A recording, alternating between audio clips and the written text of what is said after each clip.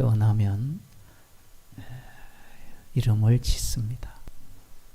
또 자기 이름, 본명도 있지만은 또 유명한 사람들은 이름 외에 또 다른 이름, 별명도 있습니다. 닉네임이라고 합니다. 어릴 때는 어르신 별호, 별호가 뭐냐 그런 말을 들은 것 같습니다. 태코가 뭐냐, 그때는 뭔 말인지도 무슨 뜻인지도 모르고 그렇게 부르고 사용했던 것 같습니다. 역사를 이끌었던 수많은 사람들도 다 그들 본명 외에 다른 이름을 가지고 있음을 우리가 보게 되어집니다. 우리 예수 믿는 사람들의 이름이 뭘까? 성도라 그러지요. 성도. 주의 성도들아. 우리 예수 믿는 사람들은 성도라고 부릅니다. 우리 교회 헌법으로 말하면 교회에 등록한 사람을 교인이라. 우리 기독교에 등록했으면 기독교 교인이고, 또 불교에 등록했으면 불교 교인, 그런 의미의 교인이에요. 우리가 엄밀하게 교인이라는 말보다는 성도라는 말을 더 많이 쓰게 되는 것 같고, 또 사도행전 13장에 있는 대로 안디옥 교회에서 불려졌던 예수 믿는 사람들의 이름은 비로소 안디옥에서 그리스도인이라 그렇게 불려졌던 그리스도인, 그리스도의 사람, 그리스도께 속한 무리, 그런 이름을 가지고 있습니다. 우리가 이름 외에, 우리가 가진 이름 외에 성도라고 하는, 그리스도인이라고 하는 그 이름 외에 또 우리를 가르쳐서 하신 주님의 말씀이 있죠. 우리가 잘 아는 마태복음 5장 13절의 말씀입니다. 너희는 세상의 소금이다. 너희는 세상의 소금이다. 성도들아, 그리스도인들아, 너희는 세상의 소금이야. 소금이 만일 맛을 잃으면 길가에 버려져 사람들에게 밟힐 뿐이다. 소금 자체는 맛이 있는 겁니다. 그 맛없는 소금은 버려지는 겁니다. 그리고 마태복음 5장 14절에 예수님이 또 하나 말씀하셔요. 너희는 세상의 빛이라. 어둠 가운데 있지 않고, 너희가 예수 믿기 전에 지난주일 오후에 말씀드린 것처럼 너희가 전에는 어둠이었지만은 이제는 주 안에서 빛이라. 빛의 자녀들처럼 행하라.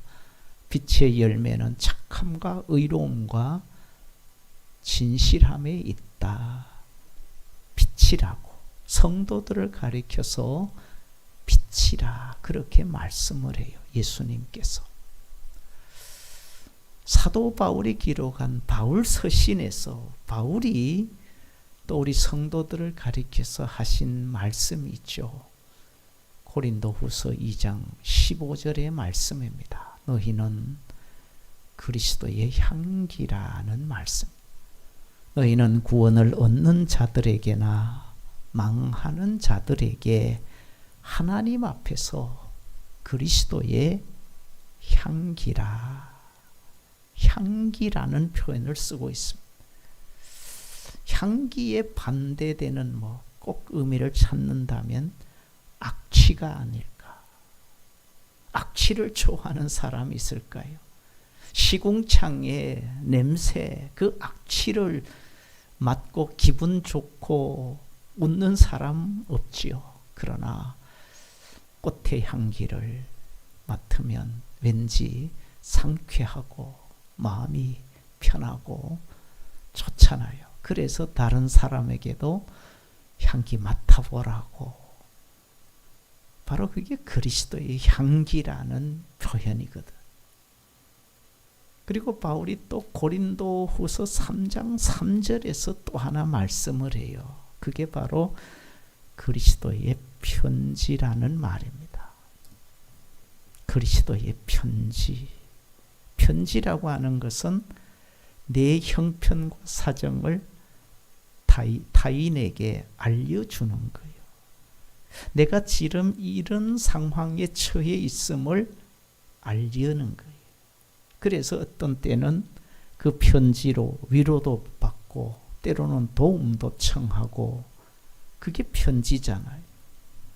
그리스도의 편지. 우리는 하나님 앞에서 모든 사람들을 향한 복음의 소식을 전하는, 십자가의 복음을 전하는 편지라고 하는 거예요.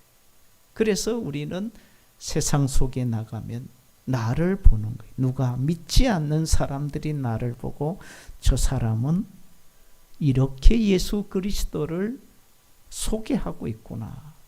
교회라고 하는 것이 저런 곳이구나. 그걸 우리의 삶에서 보여주어야 그게 편지지요. 편지가 언제 떠드는 것 봤습니까? 편지는 그냥 보여줄 뿐이에요. 그걸 보는 사람이 읽는 거지요. 그게 편지잖아요. 뭐 편지가 스스로 낭독하고 하는 것도 없어요. 그래서 세상 사람들이 우리 믿는 성도들을 볼 때, 아하, 예수 믿는 것이 저런 것이구나. 그걸 보여주는. 그래서 그들이 나를 읽어가는 거예요. 내가 어떻게 살아가는가. 그게 그리스도의 편지라고 하는 의미입니다. 근데 오늘 이 신명기서에, 이 신명기는 주경학자들은 출애굽의 재해석이다, 그렇게 얘기를 해요. 출애굽기는 뭐 애굽에서 신음하는 이스라엘 백성들 종살이의 삶을 1장에서 기록하지요.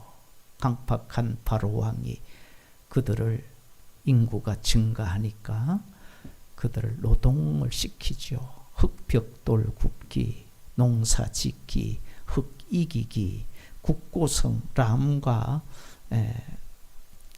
라함에서부터 쌓는 그 국고성을 쌓는 일에 히브리인들을 동원해서 노동력을 착취를 합니다.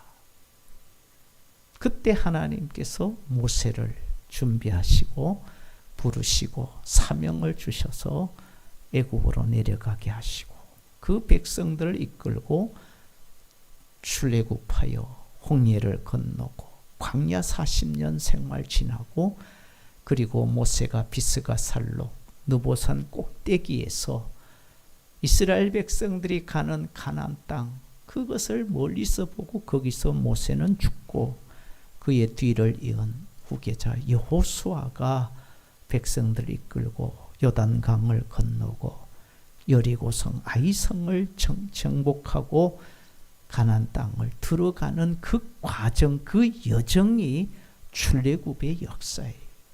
그 출애굽기에 다시 한번 새롭게 해석하고 백성들의 일깨워주는 말씀이 바로 이 신명기서입니다.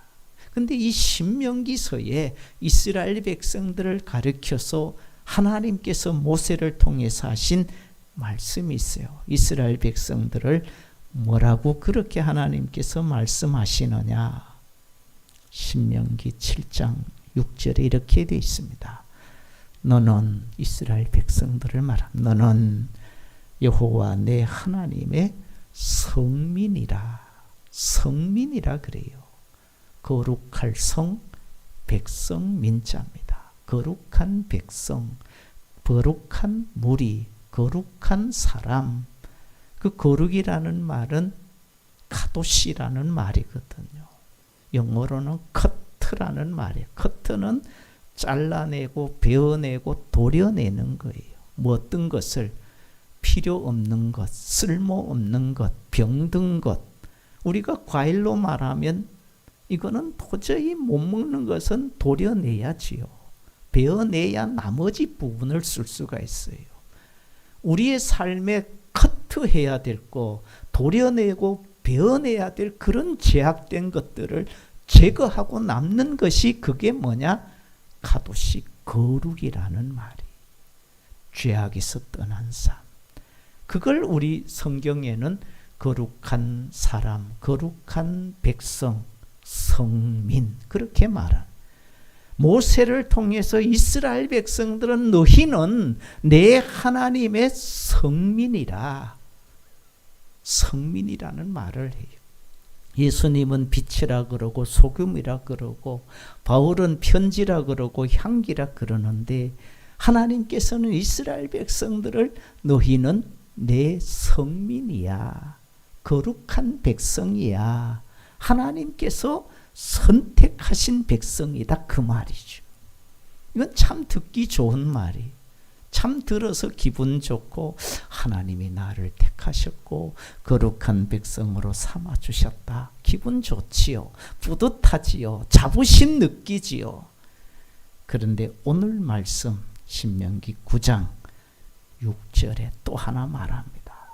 이스라엘 백성들을 가리켜서 하나님은 너희는 내 성민이라 그렇게 말씀하시다가 9장 오늘 6절의 말씀이 이렇게 말합니다. 너는 이스라엘 백성 바꿔 말하면 하나님의 성민이 된 너는 뭐라 그래요? 목이 곧은 백성이라. 이건 좀 기분 나쁜 말이 들어서 유쾌하지 않는 말. 너는 성민이라 그럴 때는 참 좋고 뿌듯하고 자부심도 있었는데 너는 목이 곧은 백성, 뭔가 어감도 안 좋고 하나님께서 뭔가 우리를 좀 거칠게 다루시는 그런 말씀이 바로 너는 목이 곧은 백성. 이 목이 곧다. 이 곧다라는 말 똑바르다는 얘기잖아요. 그냥 쉽게 말하면 똑바르다. 이 곧은 자. 이 자는 똑바르잖아요. 구불구불하는 건 자가 아니죠. 곧은 자. 삐뚤어지지 않는 거예요. 빗나가지 않는. 근데 이것이 이 목이 곧아버린. 목이 굳어 있다는 말이잖아요. 우리의 목이 꼿꼿하면 어떻게 될까요? 그는 재구실 못하는 거죠. 목은 좀 부들부들해야 됩니다. 그래서 우리가 전후 좌우 앞뒤로 움직이는 게 목이. 근데 이 목이 꼿꼿하고 곧아 있으면 사방을 볼 수도 없고 이거 겸손하지 않다는 얘기잖아요. 한마디로. 목이 곧으면 인사도 못하잖아요. 동방예의지국인데 그저 우리는 만나면 먼저 하는 게 인사인데 그저 밥 먹었니겨 그러잖아. 이 목으로 하잖아요. 근데 목이 곧아 있는 그는 하나님께서 싫어하는 기뻐하지 않는 백성들을 향한 말씀이에요. 이 목이 곧다 의미가 있더라고요. 목이 곧다. 그 정말로 우리 목이 곧다는 얘기가 아니고 그 말의 뜻은 이스라엘 백성들의 삶, 성민된 그들의 생활을 말하지. 그들의 삶이 목이 곧은 것처럼 뻣뻣하고 굳어 있다는 얘기. 그걸 다르게 말하면 그들의 마음을 말하죠. 그들의 마음이 뻣뻣하고 굳어 있는 거예요. 그런 마음을 성경에서는 뭐라 그러느냐? 완고하다 그래요. 완고. 고집이 세다는 거지요. 뭔가 좀 표현 죄송하죠. 유도리가 없어요. 자기 주장이 강해요. 남에 대한 이해나 아량 이런 게 없어요. 그런 사람이 바로 완고한 사람. 또 다른 단어가 완악이라는 말. 완악하다. 그들의 마음이, 그들의 삶이, 그들의 생활이 목이 곧은 백성이라는 말은 완고하고 완악하다는. 왜 그러느냐? 그 실례를 오늘 9장 8절 이하에 몇 가지를 얘기해. 그 중에 첫 번째 나오는 것이 8절 9절에 보면은 호렙산 나오고 두 돌판 나와요. 두 돌판 하면 우리가 십계명이잖아요. 십계명을 모세가 받으러 시내산에 올라간 거예요. 우리가 알고 있는 십계명 받은 산은 시내산이. 그런데 여기는 호렙산이라 그랬어요. 그럼 뭐 어떤 게 맞는 건가? 이게 성경의 어려운 구절, 이런 구절을 난해 구절이라 그래. 호렙산은 하나님께서 모세를 부르시고 만났던 곳이 호렙이 출애굽기 3장이 모세가 이드로의 양무리를 치고 있다가 가시떨기 불꽃 가운데서 하나님의 부르심을 받고 거기서 내 발에서 신을 벗으라 그랬던 그곳이 바로 호렙산이. 근데 여기서 호렙산에서 그렇게 말씀하시고 9절에는 두 돌판, 언약의 돌판을 받으려고 산에 올라갔다. 우리가 아는 그 산은 신의 산이거든. 그럼 이게 맞지 않잖아요. 저도 사실 이게 어떤 건가 좀 그래요. 그래서 뭐 주경학자들이 산이 두 개가 있다. 근데 산의 이름이 호렙산이라기도 하고 신의 산이라 그러기도 한다. 뭐 떨기나무라는 책을 발행한 그 분은 호렙 시내산 옆에 작은 봉우리가 있는데 그걸 호렙산이라 그런다. 뭐 다양하게 주장을 해요. 어쩐 산이든지 그 9절에 있는 말씀으로 보면 두 돌판을 받으러 올라갔던 산이니까 시내산이. 이 모세가 40주 40야를 거기서 머물렀고 모세가 내려오지 않으니까 산 아래에 있던 사람 아론을 중심으로 산 짓거리가 금송아지 만든 거예요. 그 얘기 지금 하는 거예요. 목이 곧은 백성이라 누가?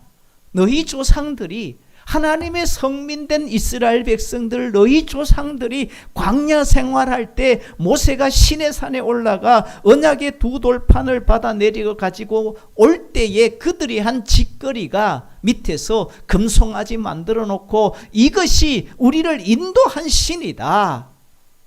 그리고 뛰놀았던 그 모습이 바로 완악한 이스라엘 백성들, 완고한 고집이 센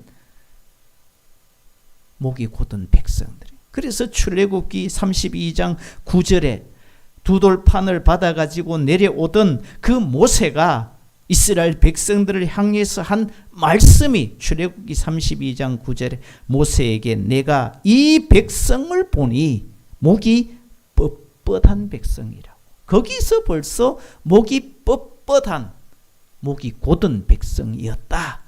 그렇게 나와요. 불순종한 이스라엘 백성들. 하나님이 싫어하는 우상을 섬겼다. 그만큼 하나님께서 우상 섬기지 말고 나만 섬겨 수없이 아브라함 때부터 계속 말씀하시고 출애굽하면서 수없이 강조하고 깨우쳐주고 했음에도 불구하고 또 지금까지 광야 지나오면서 애굽 나온 것이나 홍해 건넌 것이나 이게 다 하나님이 하셨잖아요. 그럼에도 지금 이스라엘 백성들이 뭐 하는 거예요? 금송아지 섬기고 있어요. 그 모습을 보신 하나님께서 너희 백성들이 이 백성들이 목이 뻣뻣하다. 참 고집이 세다. 참 완고하다. 완악하다. 그 얘기를 하는 거예요. 이스라엘 백성들이 누구예요? 오늘 우리들이거든. 우리는 목이 뻣뻣한 자예요. 우리가 얼마나 하나님의 말씀, 우리가 지금까지 살아오면서 하나님의 은혜를 한두 번 받은 게 아니거든. 뭐 이스라엘 백성들처럼 홍해를 건넌 그런 특별한 경험은 없어도 홍해 같은 위기를 당했을 때 내 힘으로 건넌 적이 있는 거예요. 다 하나님께서 건너게 해주셨고 이끌어 주셨음에도 그때만 감사했고 지나면 또 원망하고 불평하고. 그게 바로 목이 곧은 이스라엘 백성. 또 건너뛰어서 9장 22절에 가면 사건이나 너희가 9장 22절에 너희가 다베라와 마사와 기브롯 핫다아와에서도 여호와를 경노하게 했다. 그게 다 출애굽 과정에서 있었던 일이거든요. 다베라의 불이지요. 완악한 말로 이스라엘 백성들이 하나님 앞에 원망하고 불평했을 때 불이 나와서 그들을 불태웠던 곳, 그래서 그 불을 다베라의 불이라. 민수기 11장 1절 3절에 나옵니다. 그리고 마사, 이 마사의 또 다른 이름이 무리바입니다. 무리바 사건은 반석에서 생수나게 한 거예요. 목이 마르니까, 갈증이 나니까, 물 부족으로 그들이 또 원망하니까 모세가 반석을 성경에 2번 쳤다고, 그것 때문에 가나안 땅에 못 들어갔다고. 어쨌든 거기서 반석에서 물이 나오게 했어. 그들이 막 다투었다 그러잖아요. 그래서 무리바의 반석, 무리바의 다툼, 그게 다 불신앙이거든요. 그런 일을 했던 곳이 바로 마사, 무리바예요. 누가? 이스라엘 백성들, 너희들의 조상들이. 그리고 기브롯 핫다아와는 민수기 11장에 나오는 사건입니다. 다베라의 불이 있고 난 얼마 후의 일이, 며칠 지난, 잊어버리지도 않대. 너희들이 그렇게 악한 말로 원망했다가 불태워 그 불이 나와서 너희들을 징계하지 않았느냐. 그 사건을 알고 있는 얼마 지나지 않은 그 며칠 후에 기브롯 핫다와 사건이 나요. 그 기브롯 핫다와는 이스라엘 백성들이 출애굽할 때에 함께 섞여 나온 다른 인종들이 있어요. 히브리인들만 나오는 것이 아니라 다른 족속들이 거기 섞여 나와서 여기까지, 광야까지 왔는데 그들 중에 사람들이 또 원망하는 게 뭐라고? 만나 메추라기 이제 먹기 싫다고, 날마다 그거 먹으니까 실증 난다고, 그러면서 애굽 땅에 있을 때에 먹던 것을 생각합니다. 애굽에 뭐 있을 때 뭘 먹었느냐? 성경에 보니까 잘 먹었어요. 생선도 먹고 오이도 먹고 참외도 먹고 부추와 파와 마늘들도 먹었다. 다양하게 먹었어요. 근데 광야에 오니까 먹는 것은 만나고 고기라는 것은 메추라기고 실증 날 만다 하겠지요. 그것으로 원망하고 불평하지요. 그래서 그때 하나님께서 그들을 또 징계하시고, 그래서 기브롯 핫다아와 탐욕의 무리, 그런 말씀을 해요. 다 그들이 뭐예요? 불신앙, 불순종, 원망, 불평, 탐욕. 이게 광야 생활에 있었던 너희 조상들의 삶, 그들의 삶은 바로 뭐라고? 목이 곧은 백성들이다. 완악했고 고집셌고 내가 그런 은혜와 기적과 능력을 보여주고 문제도 해결해 주었는데 지나면 또 원망 불평. 이게 목이 곧은 백성이라는 것. 또 이 목이 곧은 백성의 또 하나의 의미가 있어요. 그게 바로 마음의 강팍이에요. 강팍. 마음이 강팍하다, 딱딱하다는 거예요. 굳어있다는. 사람의 마음이 그러잖아요. 우리가 마음을 좀 넓게 곱게 쓰면 못 품을 게 없다 그래요. 마음이 좁아지면 바늘 구멍보다 더 좁아져요. 원수를 사랑할 수 있는 것도 바늘 구멍보다 좁은 마음으로는 불가능하죠. 넓은 마음이야지. 바다보다 넓어야 되는. 마음이 그렇게 평수가 넓은 거예요. 넓히려 그러면 못 품을 그런 상대가 없어요. 남편이나 아내나 부모나 자식이나 마음에 드는 것들이 뭐 한두 개가 아니잖아요. 그것도 우리가 마음이 좁게 들어가면 양말 벗어놓는 것조차도 품지 못하는. 그게 마음. 강팍한 마음. 그게 바로 목이 곧은 백성들의 또 하나의 모습이에요. 성도의 마음은 어때야 될까요? 성도의 마음의 표준은, 모델은 사도 바울이 이렇게 말해요. 빌립보서 2장 5절에 우리가 읽은 교동문에서 너희 안에 이 마음을 품으라. 이 마음이 어떤 마음이에요? 그리스도 예수의 마음이다. 예수의 마음을 품으라. 목이 곧은 백성은 예수의 마음이 아니라는 거잖아요. 예수님의 마음이 아니에요. 예수님의 마음은 어떤 마음인가? 마태복음 11장에 나는 마음이 온유하고 겸손하다. 딱 성경에 예수님의 마음은 온유한 마음. 온유하다는 말은 부드럽다는 말이, 유순하다는 말이, 인자하다는 말이. 그런 마음이 바로 온유한 마음. 겸손하다 그러잖아요. 겸손한 마음이 예수님의 마음. 목이 곧은 자의 마음은 반대로 말하면 교만한 마음, 강팍한 마음. 성도들은, 그리스도인들의 마음은 바로 온유와 겸손해야 돼. 성경에 강팍한 마음의 대표자는 모세 시대 때로 말하면 바로 왕이에요. 성경에도 바로의 마음을 강팍하겠다 그러잖아요. 강팍한 마음. 이스라엘 백성들을 향해서 모세가 보내주세요. 가서 하나님께 예배 드려야 되겠습니다. 듣지 않으니까 하나님께서 그 땅에 재앙을 10가지 내리잖아요. 재앙이 내릴 때마다 바로 왕이 조금 변하지요. 가라. 가기는 가되 너무 멀리 가지 말아라 그래. 너무 멀리 가지 말고 내가 보는 앞에서 우리의 군사들이 감시하는 거기서 통제의 영역 안에서 너희가 조금 가서 예배드려. 하나님이 또 재앙을 내리. 바로 왕이 또 굴복하고. 그래서 이번에 이렇게 말해.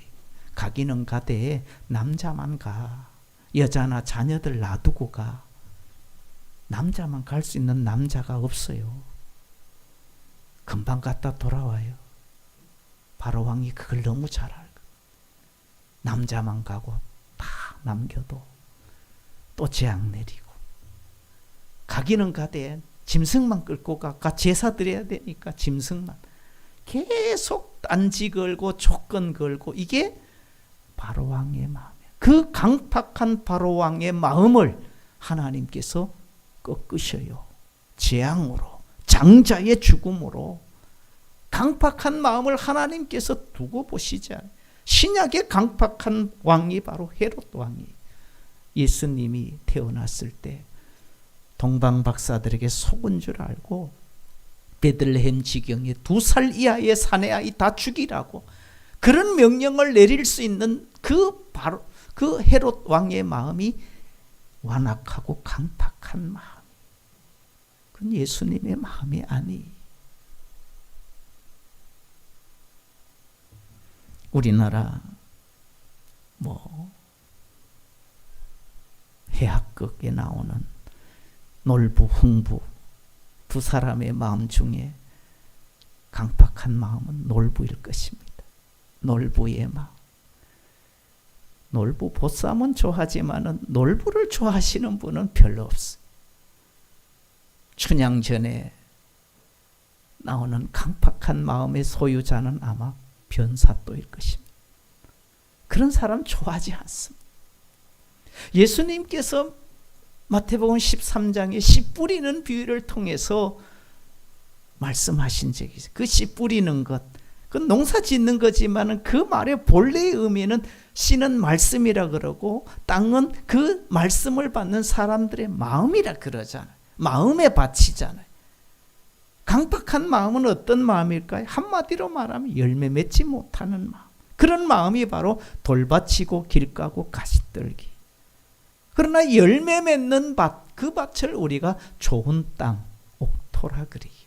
좋은 땅은 부드러운 땅이에요. 돌짝밭은 딱딱하잖아요.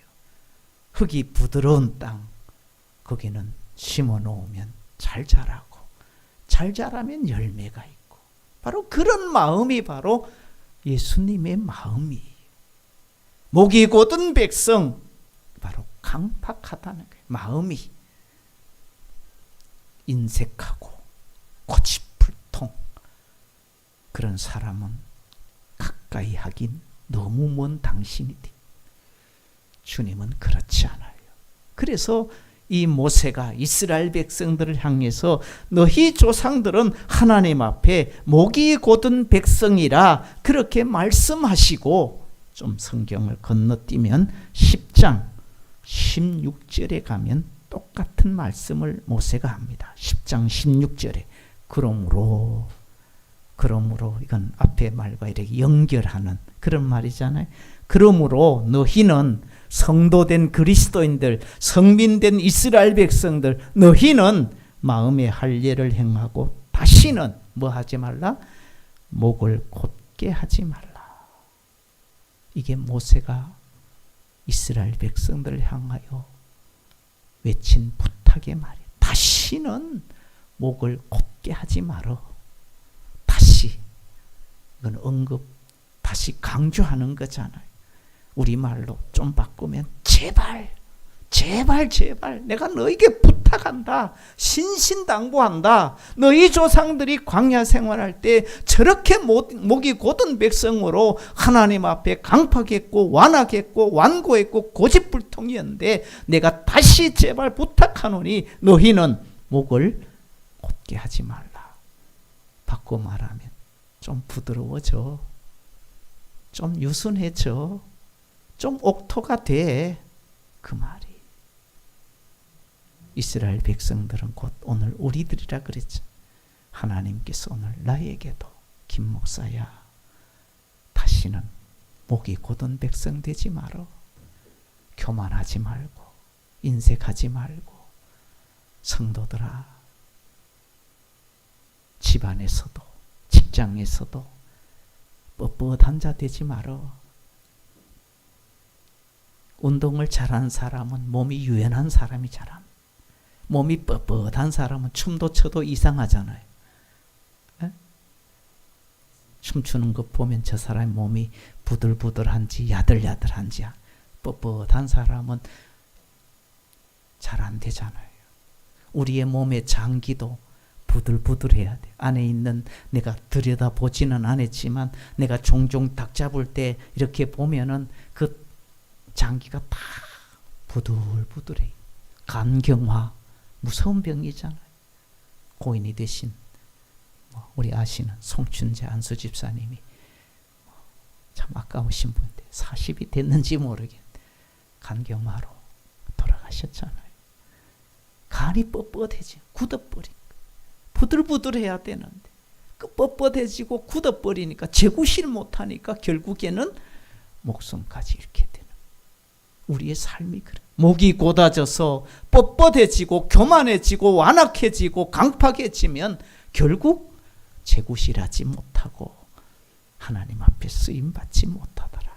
그래서 모세는 너희는 이제 다시는 하나님과 사람 앞에 목을 곧게 하지 말어. 뻣뻣하게 굴지 말고 인색하게 굴지 말고 교만하게 살지 말고 좀 예수님처럼 그리스도의 마음을 가지고 사는 자가 되라. 그 말씀을 오늘 잘 기억하시고 늘 겸손함으로 그리스도의 사람으로 하나님 앞에 살아가시기를 바랍니다. 기도하겠습니다. 거룩하신 아버지 하나님,